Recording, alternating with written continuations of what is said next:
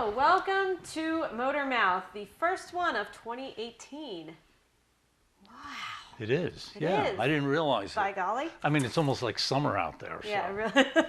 I know. We don't know what time of year it is. So we are here, as always, at the Boyertown Museum of Historic Vehicles inside our beautiful 1938 Reading Diner. And before we get to the show, we've got a few things coming up that you might want to mark on your calendars because we'd like to see you all out here for them.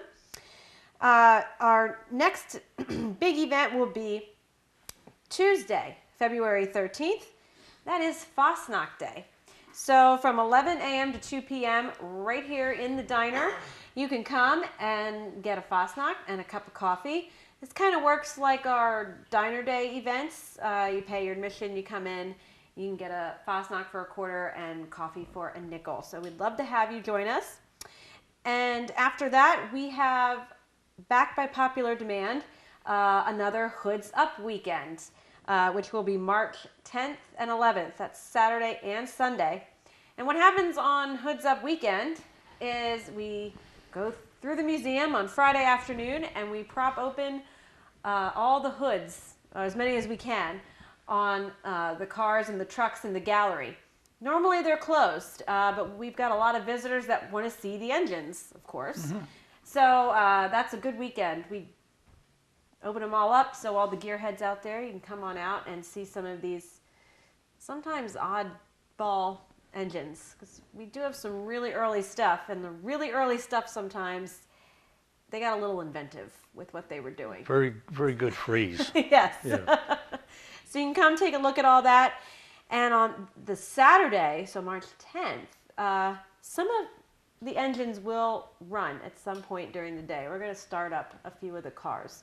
So if you'd like to hear that, sometimes smell that, mm-hmm. You'll have to come on out on Saturday. And Hoods Up Weekend is the entire time that we're open. It's 9:30 a.m. to 4 p.m. So it's just throughout the day. We'll have plenty of docents or tour guides throughout the museum to help you answer questions. Are you going to be here to answer questions? I'm bad at the You're going to be asking stuff. the questions, right? Probably. Yeah. You're going to. You have a question on the history, then I'll You can answer. tell the person who to ask, Exactly. right? I've done that before. Yeah. Yes. A coordinator. Go ask that guy. He worked on that car. Yeah. I'll tell you. And then after that, of course, is another Diner Day, April 7th. That's a Saturday, too. So there, an event for each of the next 3 months. So mark those on your calendars. And also remember that on Saturdays from 10 to 2, we do have our blacksmith working up in the carriage factory as well, which is a nice little added perk. Mm-hmm. And finally, those of you watching out there, maybe some of you used to work at the Boyertown Auto Body Works or know someone that did. This coming May, we're going to have a reunion of former Body Works employees. So we'd love to include you in that. If you used to work here, contact us and make sure we get your information so that you can receive an invitation when we send those out. And you can contact us a couple of ways. You can email us. You can email me, Kendra, Kendra, at boyertownmuseum.org. You can give us a call, 610-367-2090. If you're local, come on in and stop by. We're open 7 days a week, 9:30 a.m. to 4 p.m. So if you used to work at the Body Works, we'd love to hear about that. We want to have your information so we can let you know about the reunion and all those details. We're looking forward to that and hearing some stories about working here and working on the trucks. Let's see, did I forget anything? Probably. I don't know. I hope not. You wouldn't know if I did, would you? My birthday's coming up. Is it April. on Diner Day this time? No, it's in April. All right. It is coming up, though. Okay. Again. Get ready. Yeah. They always sneak up on you, don't they? Nah, Those not birthdays. really. Not really. I think that's pretty good for now. We've got a really neat car out there to look at tonight. But before we get to that, Dan, I think you have something to share with us. I do. You do. Let me share. Okay. Please do. First of all, when you think of Allstate and Sears, okay, you probably think of Cars. no, wrong. We should have talked about this earlier. We didn't Allstate prepare. Insurance, you know, you're in good hands with sorry, Allstate. with Remember that? Allstate, Okay, and yeah. they show a little house in the guy's Yeah, hands. yeah. And stuff. Okay. Okay. Now, I'm not sure if Sears really does this anymore, but they were famous, or they were well known for car parts and such. And, you know, you could get Allstate tires, Allstate batteries, Allstate automobiles. They made some of them in the early 50s. But anyway, what I'm going to be talking about is a Allstate head, high performance head for a flathead Ford engine. And I thought that was kind of neat when I saw one. And I kind of did some investigating on this, and there's not much out there, which means there's not many of them in existence. So it's kind of interesting that way.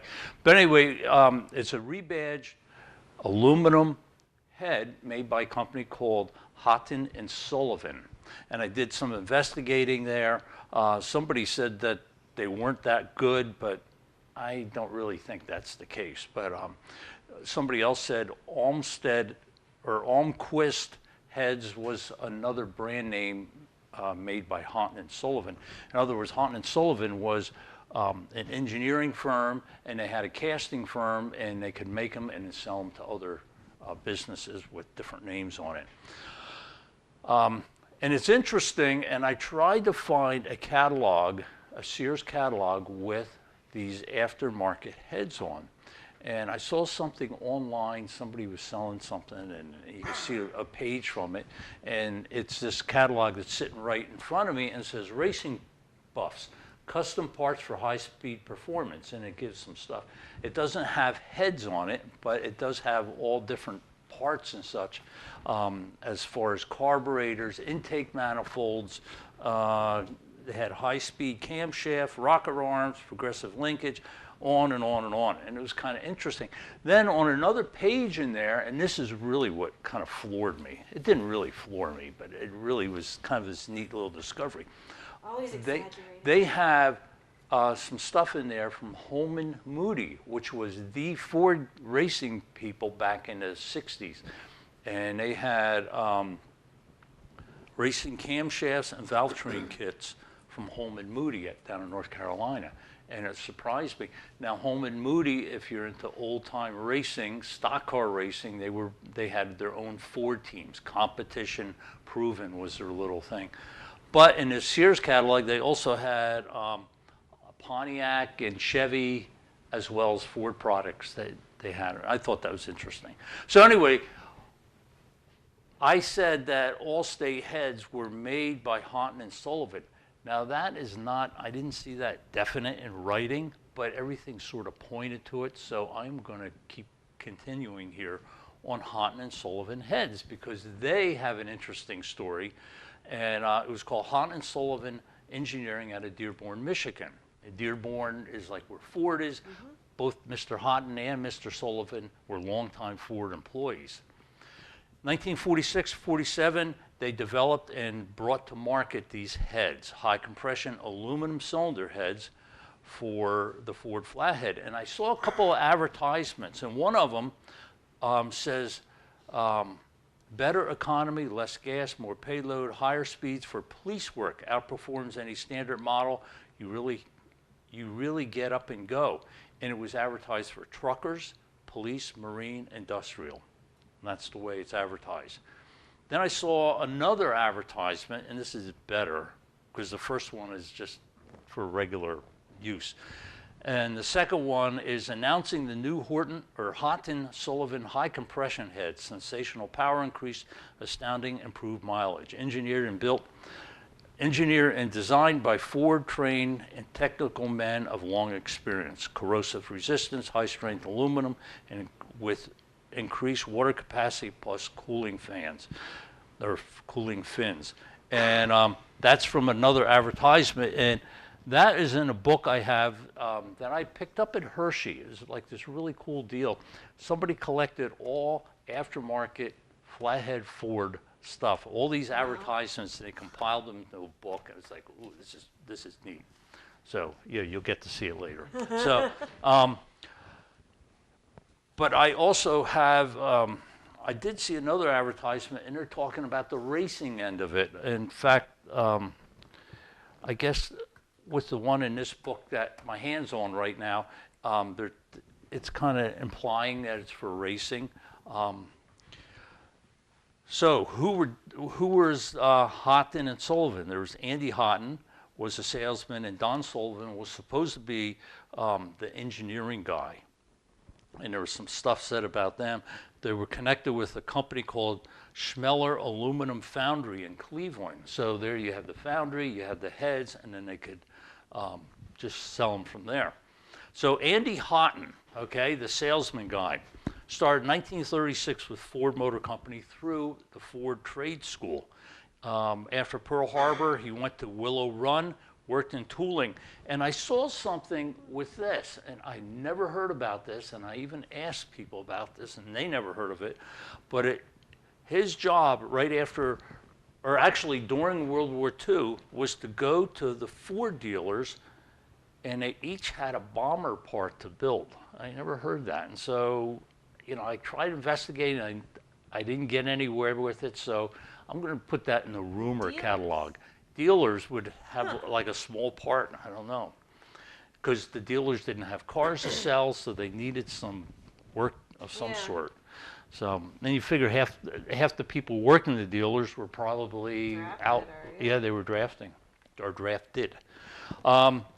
So that was 1936, then, 36, and then late 40s after the war, Andy Houghton started building speed equipment with this engineering company, designing manifolds, camshafts, heads, was involved with a kit with the 56 Ford. This was a year after Chevy introduced their overhead valve V8 engine. So that was that part. 1955, also, I guess we're stepping back a year here, he founded a company called Dearborn Steel Tubing.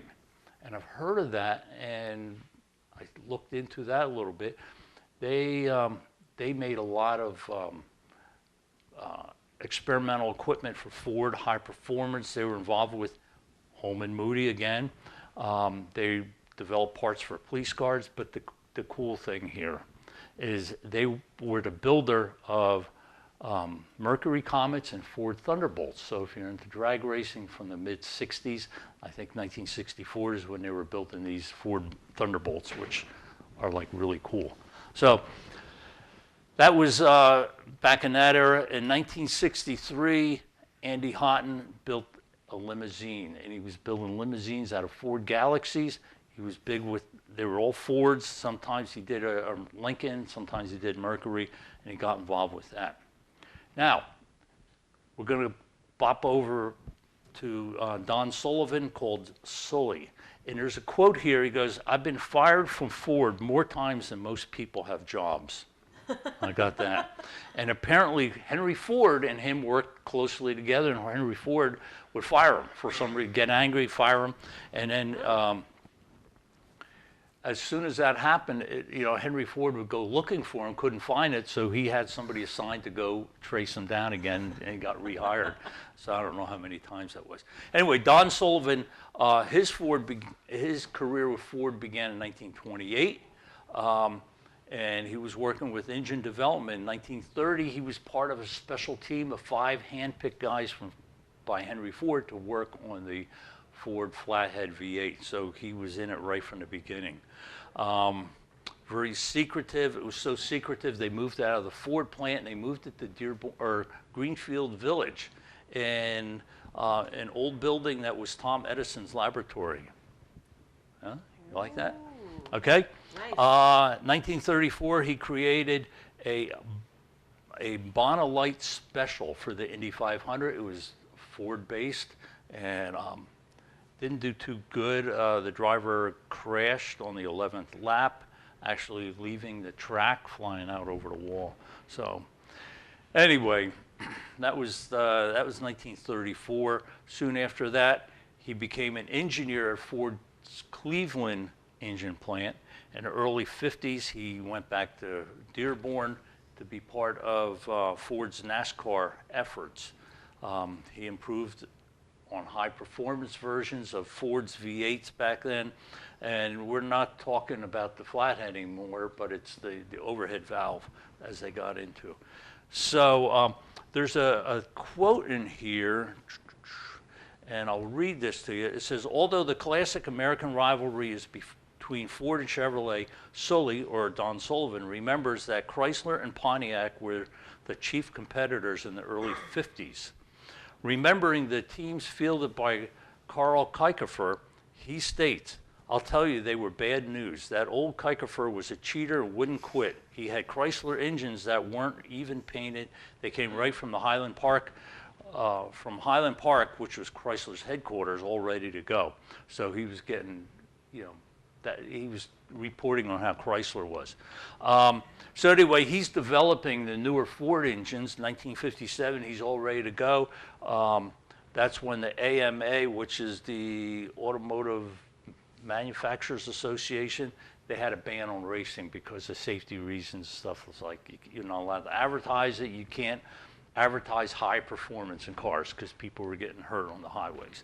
Ooh. But Ford, General Motors, and Chrysler, they ended their visible support. They had this backdoor thing where they would supply cars and parts and everything. And they called them research and development programs, okay? Sounds a lot classier. It sounds a lot classier. So that was, we're going from the late 50s into the early 60s. Sullivan, he helped Carroll Shelby when he was building Cobras and the Shelby Mustangs.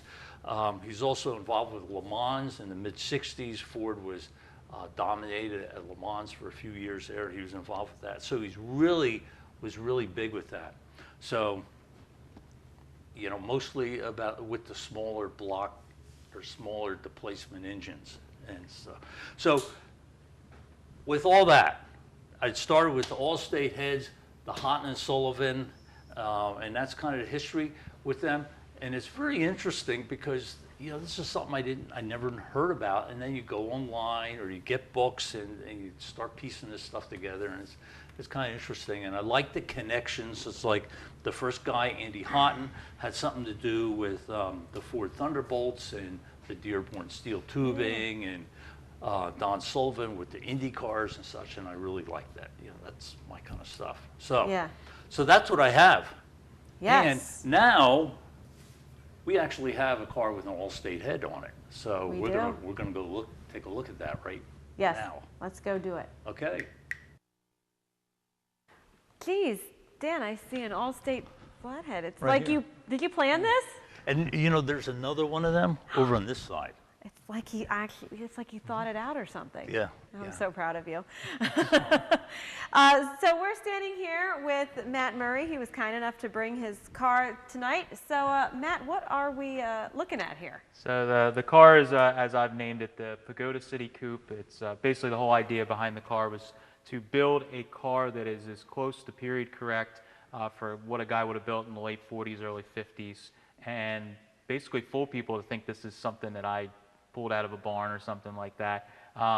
But it's truly a period correct hot rod. And the thing is, in that time period, you'd have a young kid or something putting together a hot rod, and this is just parts put together, and some parts were bought, some weren't, and it would have been an old used vehicle, so you don't have that pristine paint job on it. So. Yeah. It's not a rat rod. It's just a traditional hot rod is the term, and everything's really. Spent a lot of time figuring out how guys were doing it and stuff, looking at old catalogs and the little books to figure out and try and make it pretty close to how they were built. Matt had this at Duryea Day, and we talked to Matt about a truck he has on our Duryea Day show. But this is parked right next to it. And I remember seeing the All-State heads, and I got all excited. I said, is that All-State as in Sears? He said, yeah. And so that's what started my whole investigation with this. So this is neat. Yeah. So where do you find All-State heads? I mean, how did you acquire them? So like anybody builds an older car like this, you get stories about everything. But the The heads, actually, I was helping. There's a local guy that I'm helping with his original 32 Roadster. His name's Eric, that he built in the 50s and he's redoing. And I became friends with him. And the first time I came over to his house was to buy parts. And I was digging through his old trailer in the back of parts, trying to buy 32 parts and flathead parts. And he's not a flathead guy. He's Oldsmobile. Hates doesn't hate them, but never was into them. And I'm digging around the shelf, and I said, I thought you didn't have any flathead speed stuff. I pull them down. He's, oh yeah, I think a buddy bolted them on and didn't like them and gave them to me, and I couldn't bear to throw them away. So I bought a whole load of stuff, but to this day I thank him every time I see him, because I told him, I said, these are really hard to find. He's like, I don't know. He's like, he said they didn't work for him, but they basically they had like no miles on them. I knew they were perfect for the car because they were so odd, and that was the first time I had ever held a set in my hand. Same as you, I'd read articles here and there and heard whispers, but since then, it's, you know, everywhere I go, it shows people are freaking out about the heads because you never see them. You know, you won't see these in the Speedway catalog. No, you won't. You won't. So, yeah, these are really neat. And I believe your intake manifold is like special too, and that has a good story of where you got that from. Yeah. Everything on the car kind of has a neat story. So the intake is a fixed-in high-rise. It's an earlier intake back in the dry lakes days. Everybody was experimenting with different intakes, and one of the things early on, Edelbrock, Wyan, Fixed In, Tattersfield, a bunch of them, they're running high-rise intakes, real high. I've heard that they didn't really make them go any faster, but it was just one of the things that people were doing. They've now become popular. I was looking for a high-rise intake because the style was building, and I'm pretty friendly with Gene Winfield, and I was able to wheel and deal with him, and I got this intake in a trade with him, and it came out of his hot rod room. He's got a room in his house that is his spare bedroom, but it's got a Model A pickup truck bed is the bed for the spare bedroom, and there's like a flathead engine block with Kong speed equipment on it, and this was sitting on one of the shelves. Wow. And it took about a year of bugging him. Convincing. And you're wondering who Gene Winfield is. Yes, who is Gene Winfield? He's like one of the kings of customizing, I guess. Yeah, he's pretty right? much, he's one of the kings of customizing. He, over the years, I've become pretty friendly with him, and he pretty much started the fade paint job. He was the one that kind of started that. He's built some of the most famous custom cars in the world over the years. He's been there since like day one. I mean, he was at the Dry Lakes, very early on. So he built the Jade Idol, if anybody can remember that, which I'm trying to think, what was that anyway? Started off as I'm going to be wrong with what it started as, but it was built in, I guess, the early 60s was one of his first customs. Yeah. And he also did a lot of TV cars that people don't even realize, for Star Trek and things like that. He was doing Calm down. I'm trying. She's a Star Trek person. person. He did a bunch. He has the deck in his house. I'll have to show you photos later. I have photos. That's for pretty dinner. cool. Or after dinner. Yeah. So, but anyways, I convinced Gene to sell me this. I got it, and I pieced together all the parts to build an early kind of hopped up flathead like a guy would have done. And there's nothing newer on this car than, aside from parts that I made by hand or new gaskets things, than like 53, and that's the steering box. Okay. So that's the newest part on the car. Everything else is old. Even the drop axle is an old drop axle that was done back in It's a Moore drop, correct? Yeah, Moore Drop is one of the big companies that were doing it. Dago was another one. Okay. I was over Matt's garage, I don't know, in the summer, I guess. Okay. End of the summer, and we were talking about dropped axles. It just came up in conversation. What else would you talk about, right? I don't know. Okay. And he said, oh, the coupe has a Moore drop on it. And he says you can see the way the lettering is stretched. So they actually stretched it and moved things around. I thought that was like I got all excited. Yeah, I bought a whole Model A coupe that was an old race car for this front axle and wishbone setup. That's the stuff you got to do. It's getting so hard to find. I bought a whole entire car to get this front axle set up, and then I sold the rest off, kept what I needed, and it's an obsession. So now I had to go back to Gene Winfield again, because you told me this great story about the English wheel you have. Yes. So you have to share that with with our viewers. I'm hoping that they all know who Gene Winfield. And if you don't, go online, Yeah, you type gotta him look. in, and you'll see, especially the fade paint job. You know, like you mentioned this, the Jade Idol car is like, is it green, two-tone green maybe? Green, And it black, goes- and it fades. fades. So he started the whole fade paint job thing, and that's what he's kind of his custom thing. And he does a what he calls a skunk stripe down the center of a lot of his cars. That's his. Over the years, people started figuring out how he did it.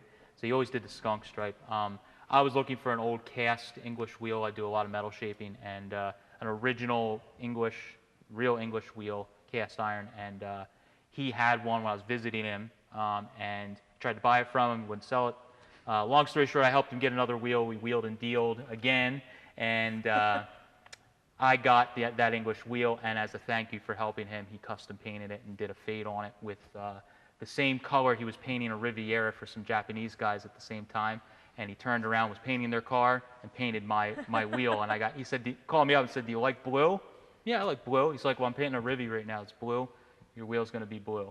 Yeah. So it's just turned around, painted, and it's got the same fade as that car. So I got it's a great tool, but it's neat that it has a paint job from him. Because for I me. remember when I was in your garage and you said, "Oh, that came from Ed Winfield or Gene Winfield," and he painted it, and I said, "Oh yeah, you could see the fade from one color to another." Oh yeah, like, it's pretty cool. It's almost too nice to use, but you just got to use it. He would yell at me if I didn't just use it. So yeah, so that's neat. We're always, he's just a friend.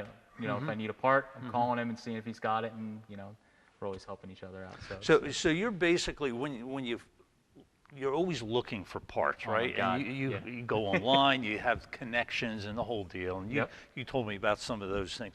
And so you'll come across something like at Hershey. I remember seeing you at Hershey, and you had a wagon full of stuff and you were telling me what it was used for.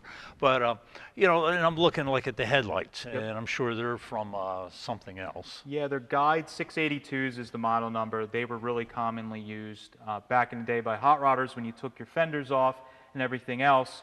You didn't have turn signals, you didn't have marker lights, so these lights have them built into the top, and that's what guys are doing. I have them turned into my turn signals, so that I don't have to have turn signals out, out in the open. And they came on a lot of big trucks. You would see them on a lot of delivery trucks. A lot of GM products had them. Okay, I was thinking that was the GM, that Guide. But it seemed like it was just like some of these, kind of like Boyertown Body was making vehicles. They had like these headlights, and they would put, if somebody ordered a Ford to get it built, they would just put them on because it worked, and they were universal. So I found those at a state auction, and that's the color they came, and I bid on them because they kind of matched the car. So the whole theme of the car, it's like find parts that look like they came on this car, So that's those. They reproduce them, but that's an original set that's kind of old paint. Probably came off an old hot rod. Let's see, what else I was going to say. We were talking right before we went on camera about the wheel covers too, and you were saying that the wheel covers, although they are reproduction, right? I mean, not the hubcap itself, but the cover The wheel part. cover, yep. These are wire wheels, and they covered them up for like when they were Dry racing in lakes, the yep. lakes, and it was just a little more aerodynamic. Yeah, so these are the wheels on the car are 35 Ford wheels, so 16-inch wire wheels.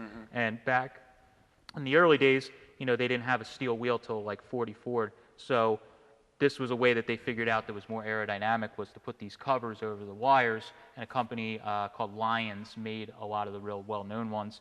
They're like impossible to find, and if they are, they're like cost almost as much as I paid for the whole body. So a guy in California started having them repopped, and they're really, really, really high quality, and they fit really nice. And that's probably the only part on the car that's reproduction, if you will. But I'll let it slide because I wasn't paying $2,000-$3,000 for wheel covers that were rusty. So, but yeah, they look the part. It gives it that kind of early aggressive look, if you will. So. Yeah, it's a little bit different. And now you've done you did like the roof insert, you did that. Yep. That's your handiwork. Everything, there. yep, And yeah. in the interior, right?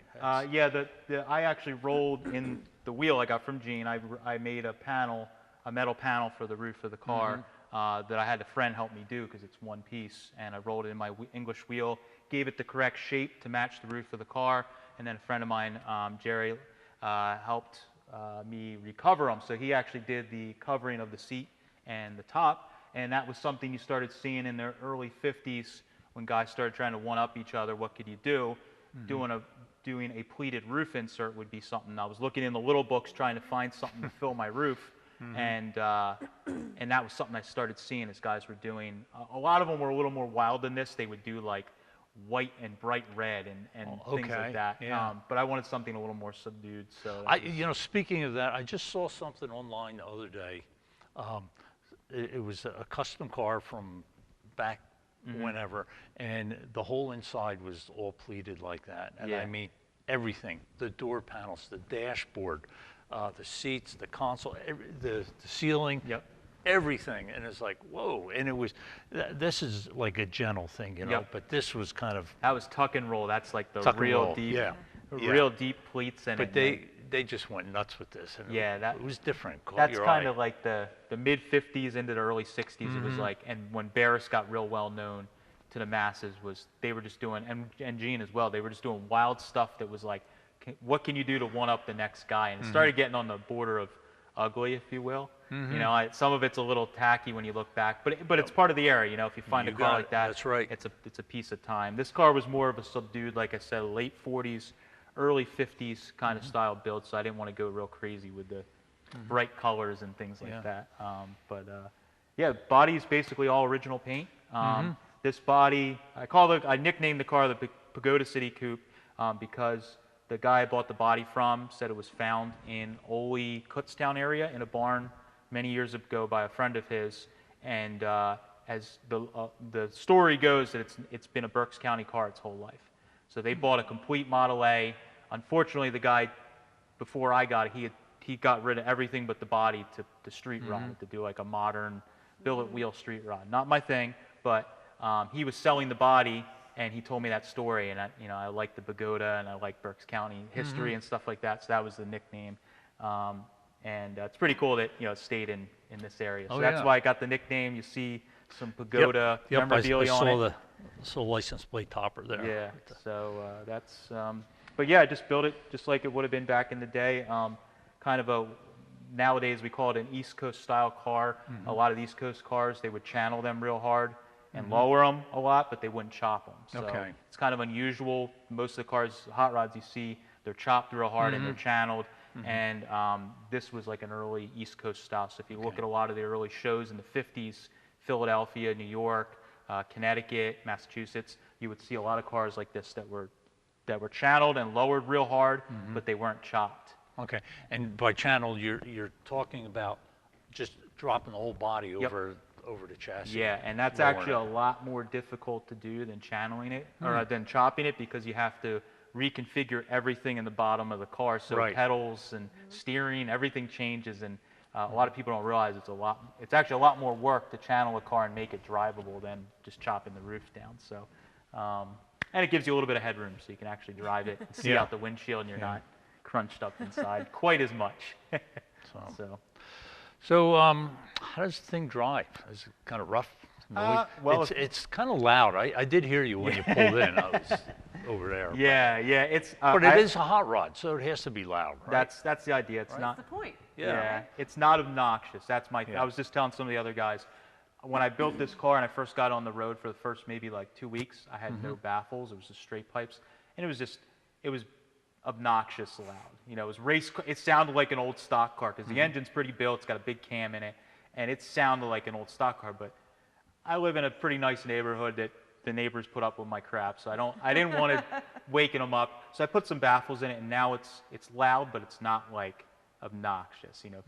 People are waving instead of like putting their hands over their ears.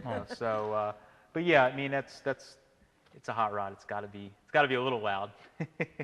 So, is it kind of a rough riding thing, or is it smooth, or? I would say it rides just as good as any Model A rides. I mean, it's Model A suspension, essentially. It just sits lower. But when I built the chassis, I built it to have the same amount of travel as a Model A would have. Okay. So the way I always say is it rides as good as any buggy spring car rides, which isn't very good by today's standards, but the car, it rides okay. I mean, it's not...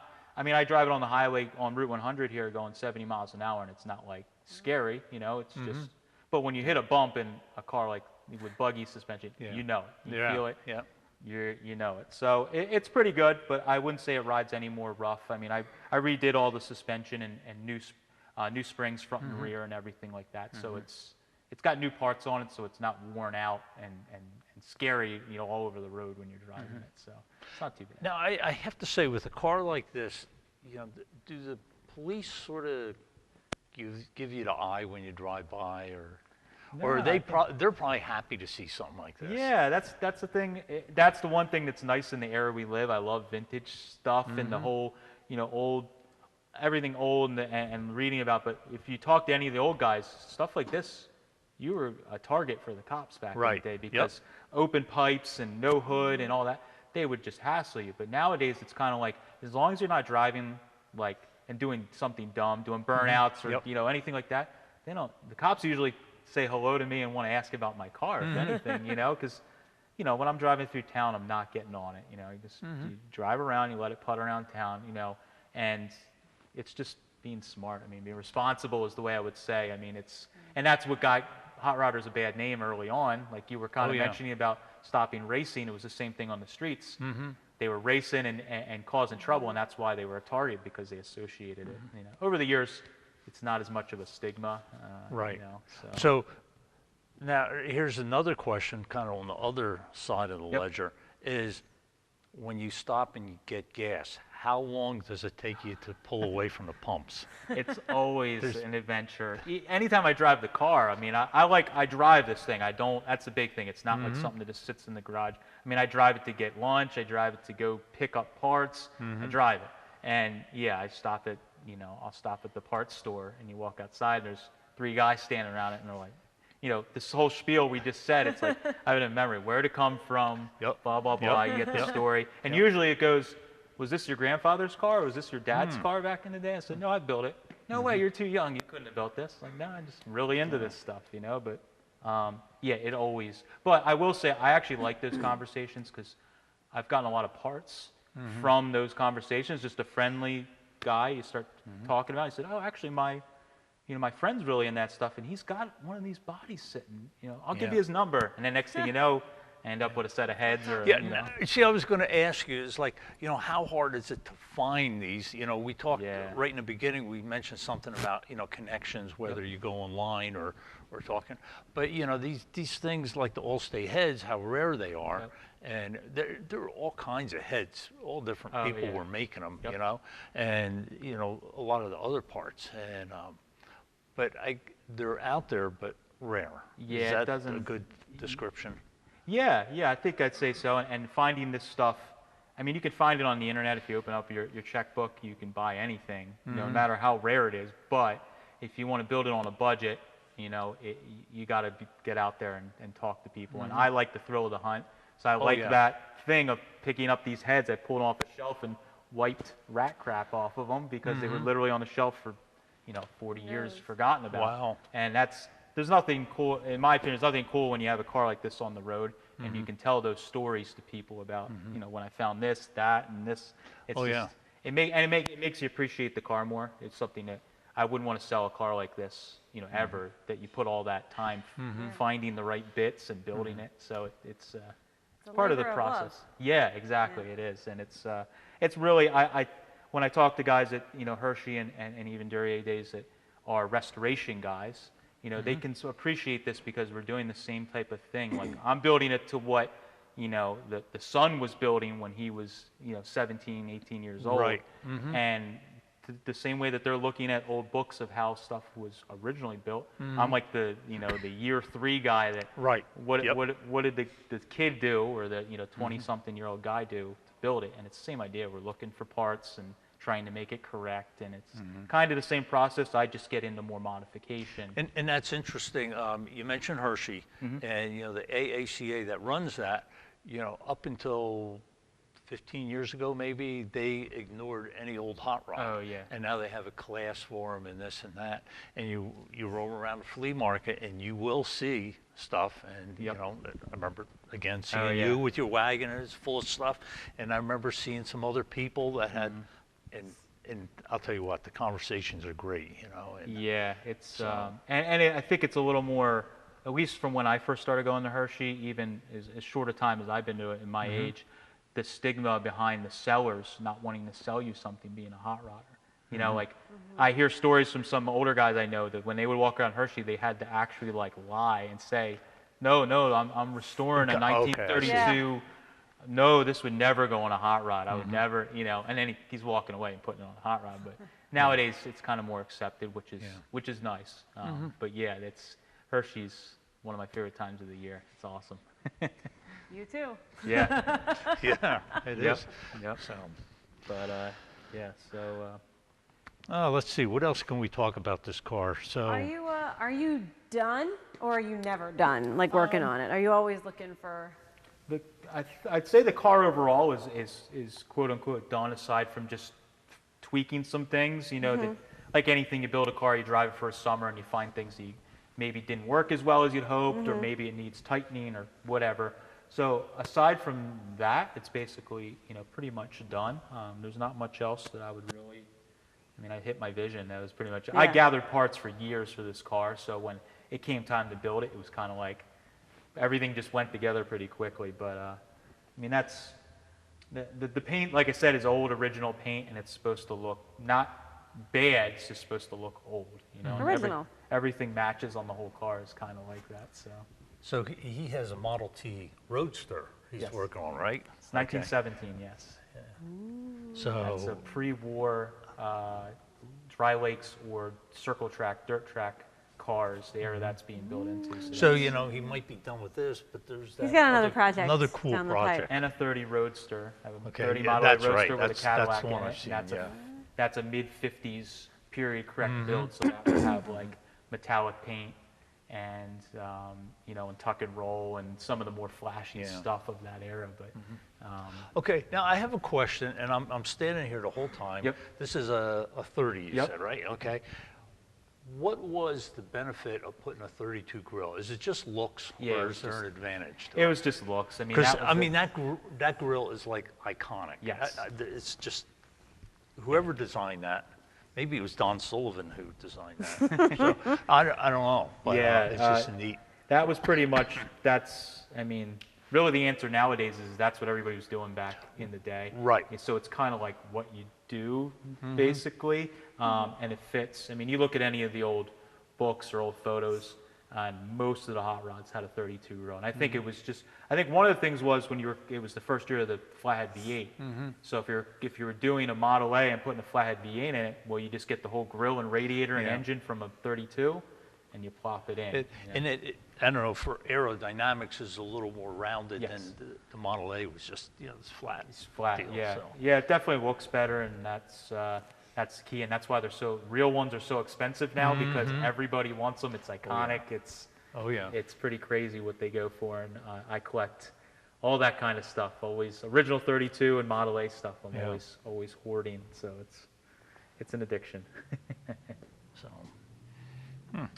well, it's like a really cool car. Thank you. I am so appreciate it. glad you brought it. Yeah, Are you thank glad you. you brought it? Yeah, it's cool. Especially the Star Trek thing, right? I know. We've Yeah. got lots to talk about now. Yeah, yeah.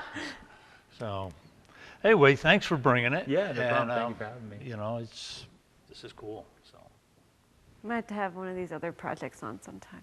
oh, we do. Yeah, we Yeah. will. I try and build a car, like a car a year is my goal usually. I try and Okay. build and pretty much finish a car a year. Okay, so. let's see, January of 2019. Okay. That T will be driving this summer. That's the goal. There Woohoo. we go. I wanna Well, race it this we can do that Dorrier Day, and All right. yeah, we'll just, But your parts hunting is constant. Oh my God, I don't. So then you take the year to sort of like slap it all Yeah. together. And, basically. well, and a lot of times a car gets built around parts. Sometimes you Yeah. get a certain engine or a certain whatever, and it's like, you know what? That would Yeah, be do this perfect to with build it. whatever. And so yeah, that's why I'm always gathering parts, because sometimes the perfect body will come up, and then you're like, well, I already have an engine and I have wheels and I have. Next thing you know, you're like, You got a car. You put it together and you got a cool little car. So Yeah. it's I'm always hunting. It's pretty obsessive. It's Yeah. bad, but that's the only way. Like I said, you can do it affordably is to kind of hit the ground, make friends, you know, and just see what's hiding in barns and garages. And again, you said you bought like whole cars just Yep. for a few parts, and then you sell it, so you know it's not as expensive as you think, because you know you're still getting a lot of your money back. Yeah, and a lot of times these days, unfortunately, you know, sometimes you're dealing with estates where they don't want to sell that one part. She's, you know, the wife wants everything gone, so you got to put up some money at first to, you know, to buy all the parts, and I might only want one thing. You got to buy it all, and then you can sell it off and trade to buddies, and it's like baseball cards. I love baseball cards when I was a kid. This is just big kid baseball cards. I'm trading flathead heads instead of baseball cards. Yeah. So it's a lot of fun. It's really cool. All right. Well, thanks for having me. I appreciate thanks. it. Yep. It's great. All right. Thanks. You know, I forgot to mention something at the beginning of the show real quick. This is a Monday that we're filming. A Monday, yes. A Monday. And 2 days from now, on Wednesday, we will be taking one of our cars to the Philadelphia Auto Show, which we do pretty much every year for the past 6 years or so. I think it's longer than that. Yeah, we've taken a car down to the Philly Auto Show. So by the time this airs, the show will be going on. So if you go down there, make sure you stop at the antique or I don't know what they call it exactly. I think the it's antique put classic together section. by AACA, and they got a bunch of stuff. Yeah. Yeah, they got like a little section there, and we participate. We're taking our 1938 Bantam, which is new to us. We've only had it for 2-3 months or so. So if you're at the auto show, go down there and take a look and try to find us. And you might run into someone from the museum there too. Some of us will be down at different times kind of talking about the museum. So I just want to throw that out there because it's a neat place to go. Yep. And speaking of places to go, Dan, where have you gone lately? Well, Where have you before been? that, I remember Oh. taking a car down to the Philly Car Show. Yes. We were coming back with the truck, and it broke down at like a major intersection. Yep. Our old truck, that is. Yep, that was the Dragon, wasn't it? Yeah. We should have Yep. left the truck right there. But we were foolish and brought it back Yeah, anyway. we fixed it. Yeah, okay. That's a whole nother story. That's for a later show. That's we picked up a bunch of shelves from a library too. That's right. That We day. should have like a reminiscing Yeah. Okay. segment. Okay. So where have I been lately? Yeah, where have hey, you I been? did this at Christmas time. A few days before Christmas, we had a long weekend there, and I was on my way to my parents, and I was going out Route 30, which is the Lincoln Highway, and I was out on the other side of Gettysburg, and I'm going through a town of Ortana. I don't think there's a town there. I think it's just a place, you know. It's just this little. I think it's dinky all thing. a big lie. And I've seen this place where I stopped. I've seen it a lot. I've seen advertisements. I've heard about it, and it's the Elephant Museum and Candy Emporium. Mr. Ed? Mr. Ed's Elephant Museum and Candy Emporium in Ortana, Pennsylvania.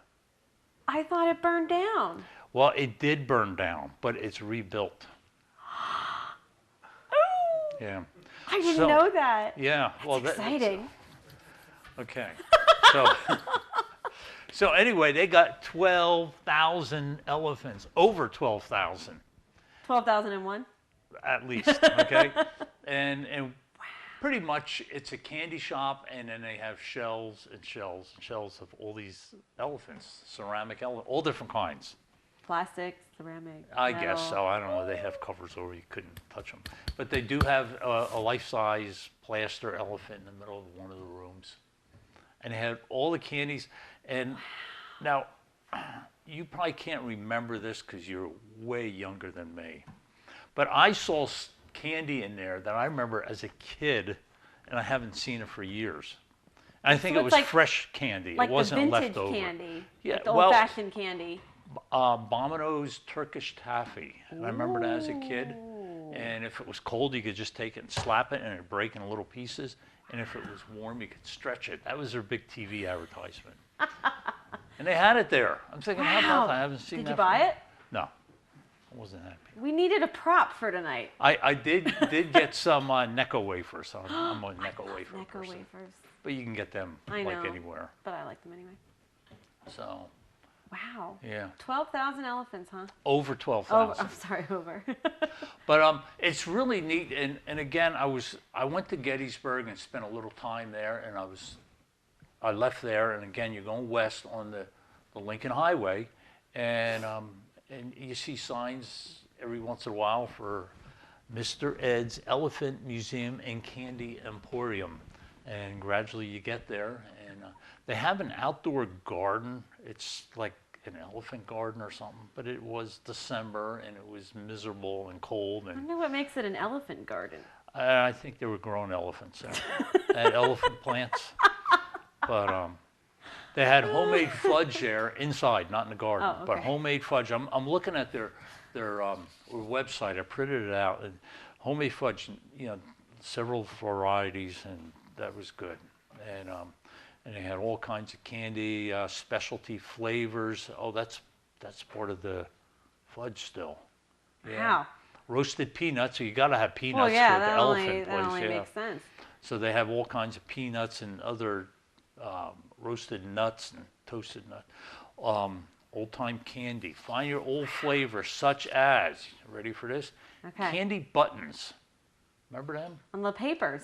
I think that's what it was. I didn't Wow. see any, but I remember that was a big Halloween thing where you get them and you go to get it off with your teeth, and the paper would rip. You end up eating more eating paper than candy. Yeah. It's one of those things. It's not as nice as you do it as an adult, right? Wax bottles. And if they Oh, have wax wow. bottles, they probably have the wax lips too. Remember them? Remember them? Huh? Yeah. So, but it's one of those neat things. And if you notice in our last several shows, you know, Kendra and I have been kind of going back and forth talking about places we've been, and there's a lot of interesting places. And I know we talk about cars. You know, we had a wonderful talk with our guest, Matt, with his cars, but you know, part of the car culture is traveling, and there's a lot of neat stuff. I was telling Kendra right before the camera started rolling for this segment, right close to that is this great mail pouch barn, and you know, I'm always looking for them, and I also think that they filmed part of a movie about the Civil War right Yeah, close we're to trying to there. figure out which one it Ted would be. Turner, right there, which is Cashtown, I think it is, which is a Okay. suburb of Ortana. Or is it The Ortana? sprawling metropolis of Ortana. Yeah, it's just pretty remote out there. Yeah. So. But Yeah, actually, I thought it was Chambersburg was Mr. Ed. But no, well, that's not quite. It's a suburb of that, and it's probably, I don't know, 8 miles maybe west of Chambersburg, something like that. I remember. Or east of Chambersburg. Sorry. I think it was maybe published in the late 90s. There was a book called the Best Places in Pennsylvania You've Never Been or something. And this place was in it. And I remember reading that a long time ago and thought I always wanted to go there. And then I heard they had a fire. And I thought I missed my opportunity. Well, it's real. But cool. it is back. Yeah. So I can go. And actually, this museum was in that book too. Really? Okay. Yeah. And that was before I was involved here. But and I read that. And Okay. that was cool too. So there's a lot of different mix of places. But So I next know. time you're I out know. that way, you spend a nice day at Gettysburg, checking out the battle site and some other stuff there, and then hop in your car and you drive over to Ortana, Pennsylvania, and look at Mr. Ed's Elephant Museum and Candy Emporium. you don't And have if to twist it's my arm. And if I'll it's go. warm out, you know, you can go see the Elephant Garden or whatever they call that. See how the elephants are coming in this year. Yes, Yeah. yes. Yeah. Okay. Do you, So. there's a collector, I think he passed away now, out in the York area, who supposedly had a mechanical elephant. Yes, I've heard about that. Yeah. I think that would look wonderful in our museum. Because I don't know what happened to it. It is a vehicle. Yes, it works on is it a Model T engine inside? I don't know. Yeah, it's like, I guess it's life size or close to it. I have never seen it. I don't know what happened to it. Yeah. I don't we were think- just talking about that a couple weeks ago. I Yeah? was in here. If anyone out there has seen it, let us know. We're searching. So, Maybe Mr. Ed would like to have it. Maybe he already does. Yeah. So now I didn't talk to Mr. Ed himself when I was there. I think it was his son I was talking to. Very helpful, explaining things. But it's just neat going through and going down the rows of candy and just saying, oh wow, I remember these and these Yeah. and these. And of course I got the bags of 16 ounces of whatever candy. What, did you pay admission, or do they hope No, it's they it's want a you to store. buy a lot of candy? It's a store. Yeah. Well, you can't help but buy a lot of Well, candy. yeah. Especially if your kids are with you. Yeah, I don't think I'll take them when I Yeah. go. Leave in the car. Well, you fascinate them with the gardens. Yes, go look at the elephants. So it says here, get lost in our whimsical gardens, each designed with a unique theme. Our shade garden is for the birds, while our sun garden is full of elephants. Visit the 7 dwarfs in the enchanted forest and count the fish in our pond. Our gardens are the perfect backdrop for a stroll or even a picnic lunch. So there you go. Ooh. So All there's right. a lot to do in North Town of Pennsylvania. There is, and one convenient location. Yep. So they're open every day, 10 to 5. So stop by. Wow. This is exciting because, like I said, I thought it was gone. So Yeah, it is. Yeah. It is there. it's Yeah. there. How exciting! Okay. Cool. Yeah. All So- right, and I gotta top that next month. I gotta Yeah. think about where to go. Ah. I don't know if you can top it. You'll find something equally as exciting. There you go. Yeah. Like Well- the bus tunnels of the turnpike or something. There, you can have that. Oh, thanks. This was quite different from our car and our flathead discussion that we had earlier, but that's good. Yeah, I think we had a really great car tonight. I think we had an absolutely wonderful, terrific Yeah, car. that was pretty cool. So we thank Matt for coming out here and joining us and driving his car out here. He did drive it here. Yep. Made a great noise. We knew it was coming when we Oh, were yeah. in the lobby. So we thank him for coming and joining us. And we thank all of you at home for joining us and watching us this month. And we'll be back next month. We're going to go back and do our homework and make sure we get you another great show in February. And And you'll see all our viewers on Fosnacht Day. that's right. I won't because I'll be At at work, my regular yeah. job. But hoods up, I'll be here on Saturday. Yep. So come stump him with a question. Yeah. And we'll also see you all at the Philly Auto Show. Yes. That So too. lots coming up, and we'll get back to that. And until February, we will see you all next month.